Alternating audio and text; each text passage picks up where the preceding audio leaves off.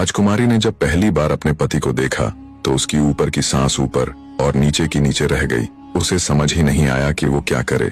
मारे लाज लज्जा के बेचारी राजकुमारी भागकर अपनी सखियों के बीच जा घुसी।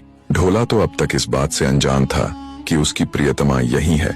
ऊंट को जलपान कराने के बाद वो अपनी यात्रा की थकान उतारने के लिए कुछ देर विश्राम करने लग जाता है। उधर भामसेन तेजी के साथ राजा पिंगल के पास जाता है और उन्हें कुंवर ढोला के आने की बधाई देता है।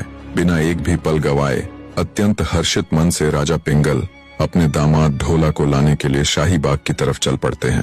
बाग में पहुंचकर आदर सहित उन्होंने ढोला को अपना परिचय दिया और बड़े भव्य तरीके से अपने दामाद ढोला का स्वागत किया और उसे पूरे मान सम्मान सहित अपने साथ दरबार में लेकर आए। पूरे राजमहल में खुशियों का माहौल छा गया। सारी खबर पाकर रानी उमा देवी भी फूली नहीं समा रही थी। राजकुमारी मारू का 16 श्रृंगार किया गया। पूरे शरीर पर चंदन आदि का लेप लगाया गया। उधर लंबे सफर से थके हारे राजकुमार ढोला के लिए भी स्नान आदि का प्रबंध किया। अच्छे से स्नान आदि से निवृत्त होकर कुंवर ढोला नई पोशाक धारण करते हैं। उनको विश्राम गृह में ठहरा दिया जाता है।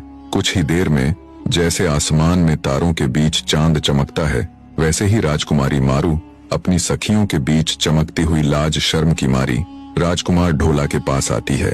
उसकी सखियां उसे कमरे के अंदर धक्का देते हुए वहां से भाग जाती है। इस सारे शोर शराबे से कुंवर ढोला का ध्यान भी दरवाजे की तरफ चला जाता है। देखा तो मारू खड़ी थी। उसके रूप रंग और चेहरे पर छाई शर्म की लालिमा देख उसे समझते देर न लगी कि ये उसकी पत्नी मारू ही है।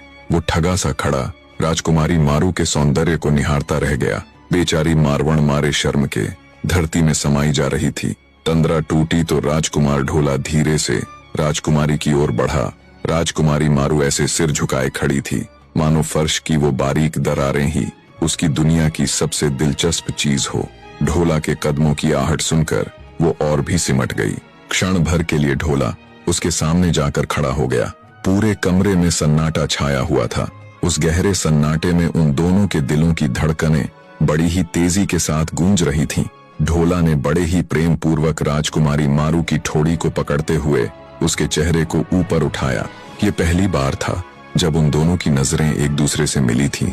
इस सुहाने दृश्य में मानो समय भी रुक सा गया था। दोनों की आंखों में शर्म, इंतजार, प्यार, आदर और चाहत के भाव थे। दोनों ने एक दूसरे को ऐसे गले लगाया जैसे पता नहीं कितने ही जन्मों के बिछड़े हुए प्रेमी मिले हों। आनंद पूर्वक कई दिनों तक पुंगल में रहने के बाद एक दिन कुंवर ढोला अपने ससुर यानी राजा पिंगल के पास जाते हैं और उन्हें विदा करने का निवेदन करते हैं।